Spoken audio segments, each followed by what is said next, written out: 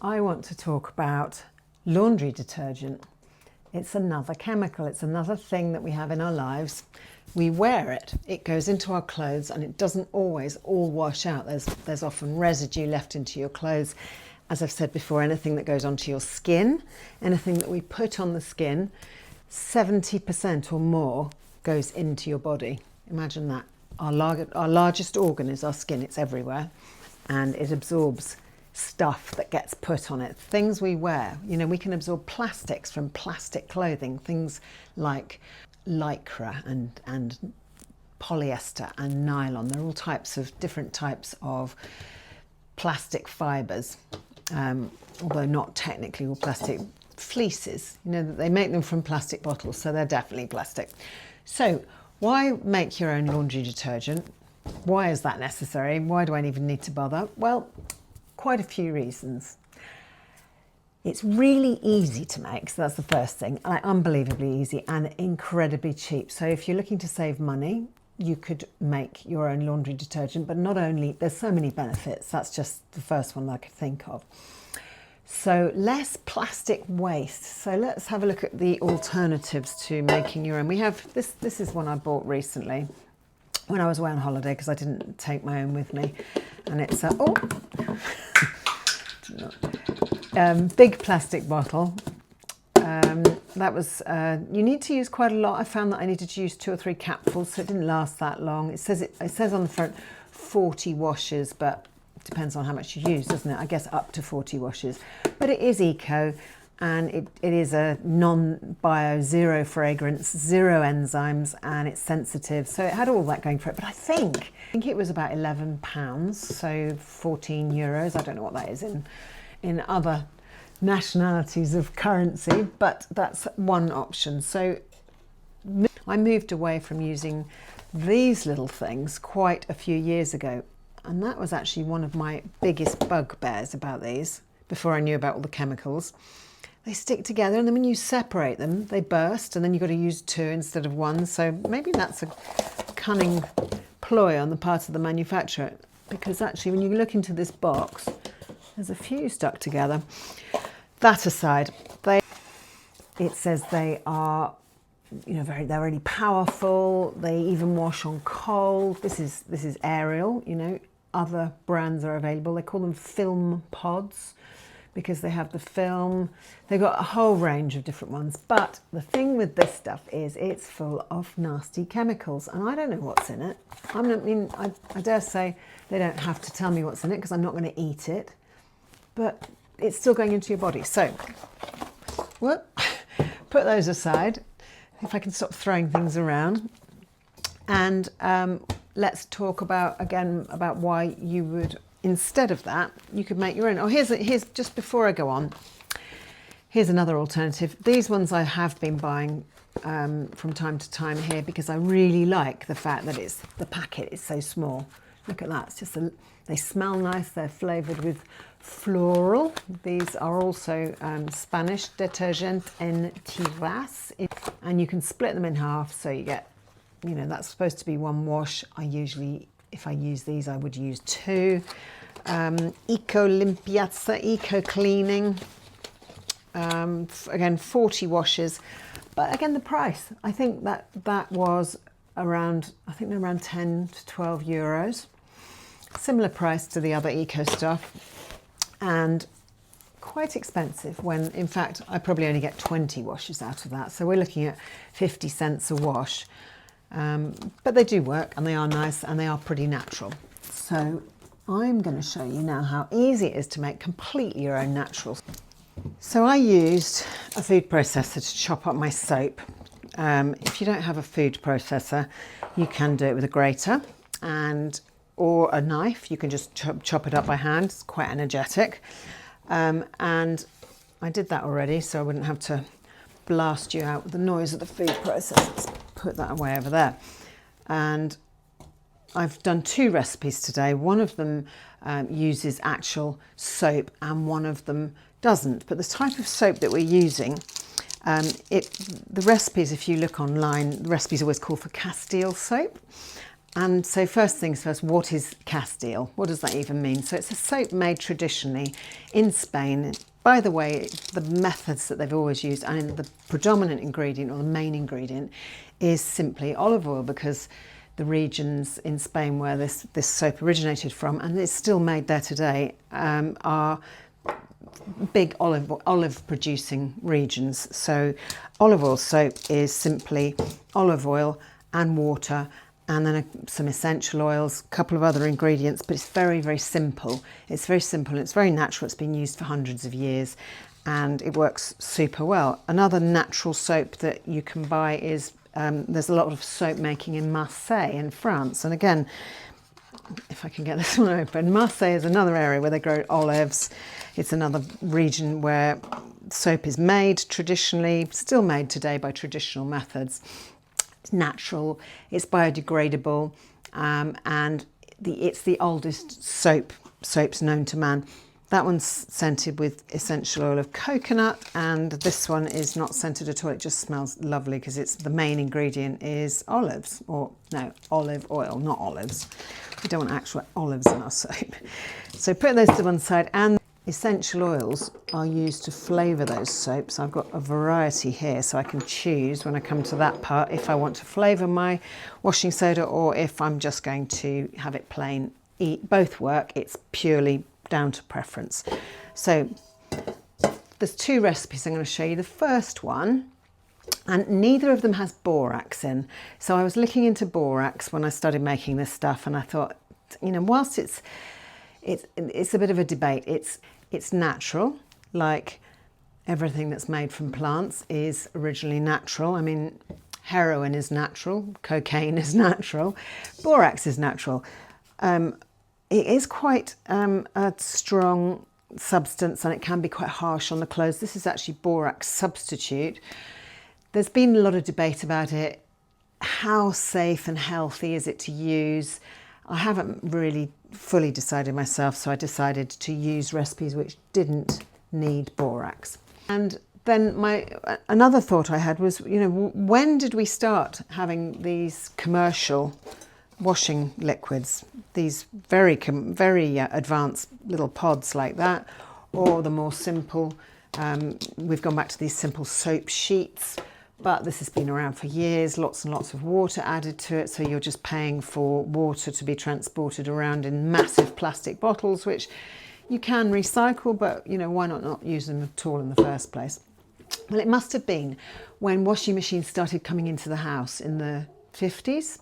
I don't suppose in the 40s that we had commercial washing soaps. I suspect back then, because it was mainly done by hand, by hard-working housewives, I suspect most of it was done with natural soaps, things like salt to get rid of stains, vinegar that can be added to washing to get rid of stains. Then in the 50s, when washing machines started coming into the home, that's probably when the manufacturers cottoned on to the, you know, this is something that we can sell to people, make their lives easier. They don't have to make the soap as well, and of course there's lots of profit in it. Chemical residues are why we are making our own. We will not have nasty chemical residues in our clothes. You might still get the odd residue. A lot of the washing machines now use very low quantities of water, very limited amounts of water, which of course means that, you know, the rinsing isn't as abundant as it used to be, and I guess that's why things get into clothing. In my first recipe, I needed 200 grams. I've halved it down so that it's a smaller quantity because it does make an enormous amount. So 200 grams, which turned out to be 2 cups of grated Castile or Marseille or any other natural soap, just like the soap you would wash your own hands and your own body with.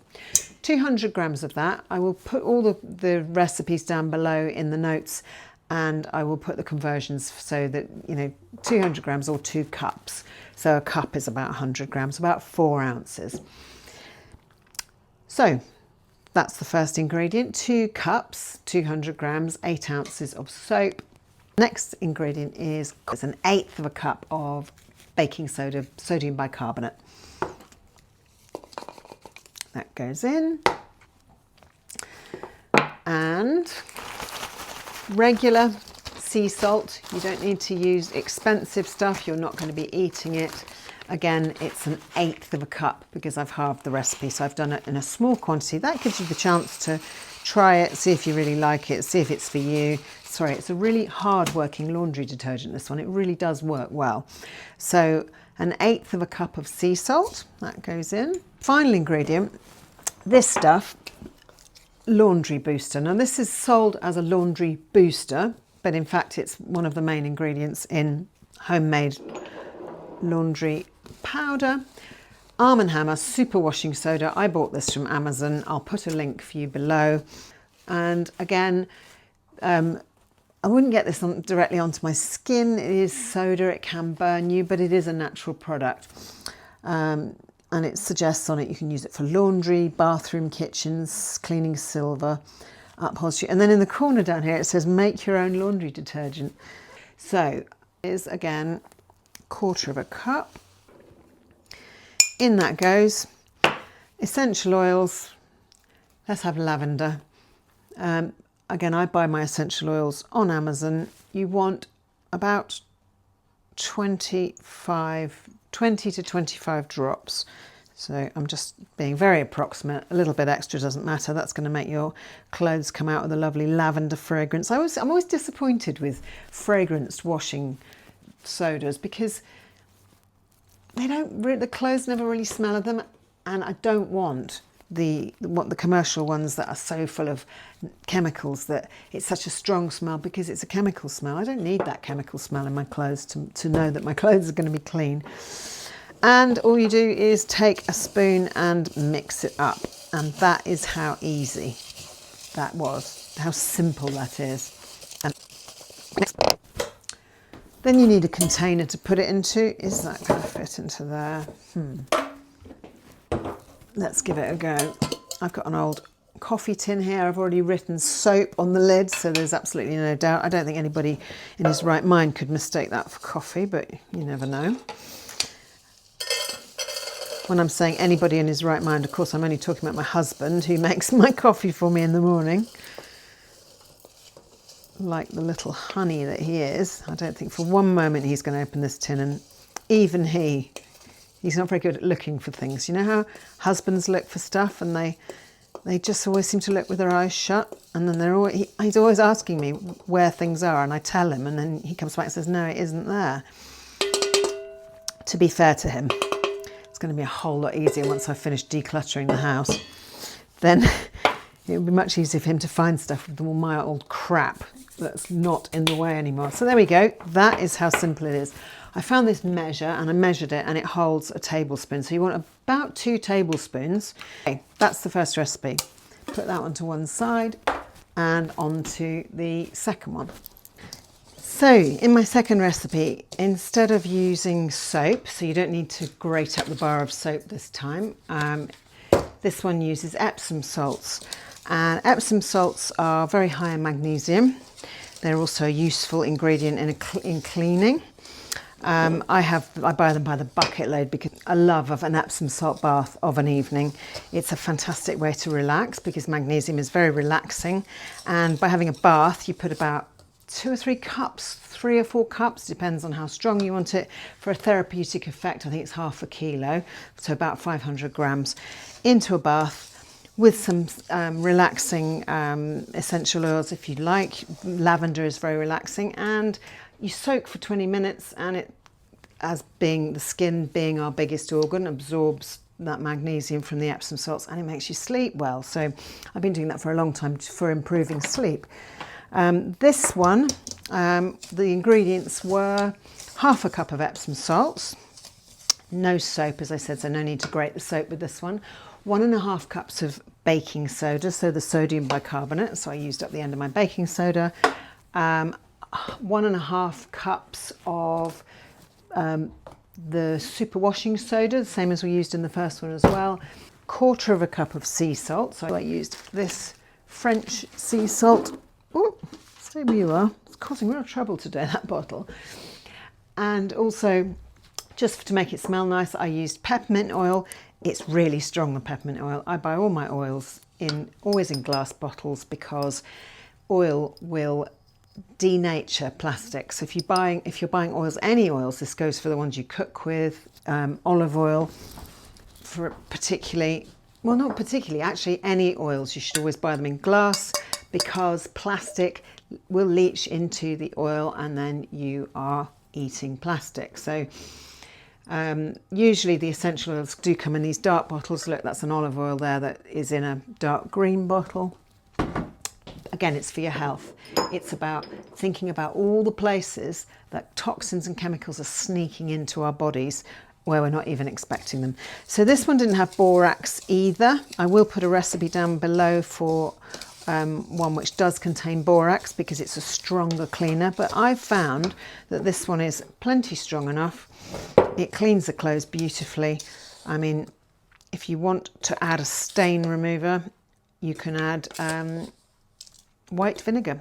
White distilled vinegar is fantastic for not only stain removing, so add just half a cup to the drum at the beginning of the wash, but also you can use it for fabric softening, because fabric softener is another one of those high chemical products with things in it that we have no idea what they are, no idea what they're doing to our bodies. Let's err on the side of caution and use things which are more eco-friendly, less plastic waste, less waste or overall. They're biodegradable and will be a whole lot less harmful to you and your family members. And you know, it's great that these lost skills are coming back, because for so many years we've just used the chemical products that line the shelves of our supermarkets, whether that's food or cleaning products. We don't even think about it. How many times have you ever considered what might be the ingredients of your chemically laden washing pods?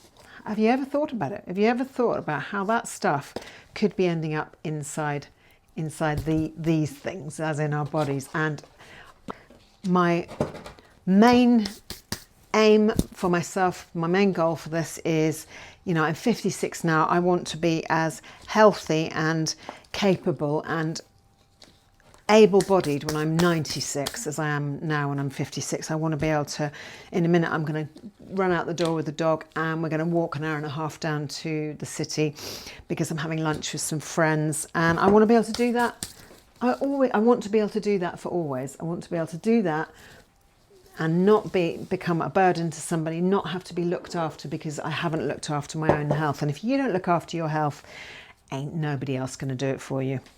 It's up to you. It's up to you to know how you function best and what things you're putting into your body, and try and mitigate the effects of this environmental chemical soup that we live in. There's so many environmental toxins. Why add to that? Why not try and reduce that burden on your own body and the precious bodies of your beloved family members? That's all from me. Thank you so much for watching. If you got this far, please like and subscribe, and please comment. Apparently the algorithm on YouTube likes it when people comment, so I'd love to hear how your washing soda experiment goes, and if it's something that, where's the other one, there it is, if it's something that you found useful, please let me know. And so there's my two. I'm going to put them next to the washing machine, and I will see you very soon in my next video. If you've been keeping up with my decluttering challenge, today's day 24. I'm going to do a little update video for that later, but it's gone really well, and I've actually found I've got stronger with decluttering as the month has gone on. So again, thanks for watching, and I will hopefully see you again very soon.